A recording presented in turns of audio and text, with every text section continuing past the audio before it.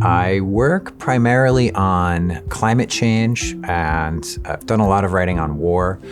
I'm a novelist, an essayist. I'm working on a more scholarly or nonfiction book. Key aspect of this book, which is going to feed into another project a little bit down the road, is the question of negative messaging and doomism and eco-pessimism more broadly. What value do scary stories have? Is it the case, as many argue, that there's no good to be had in scaring people about climate change? Or, as in fact much of the social science shows us, is it actually motivating to scare people? As various philosophers have argued, and as I'll show in the work I'm doing, pessimism can actually be a resilient way of facing adversity, presuming the worst and going to work to see what you can save anyway.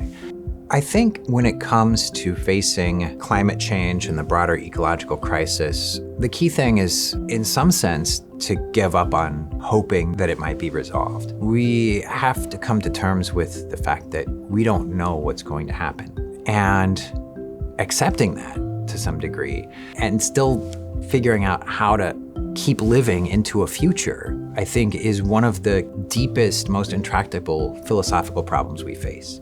Notre Dame is an excellent place to be, maybe even an ideal place to be thinking through some of these questions about how we can live together and work toward new common good. The university works to think about educating the whole student. There's an emphasis on the spirit here, on the soul, on the character of the community that's inflected by a concern for social justice and inflected by the kind of focus on integral ecology and ethics and compassion that we see in Pope Francis's 2015 encyclical, Laudato Si.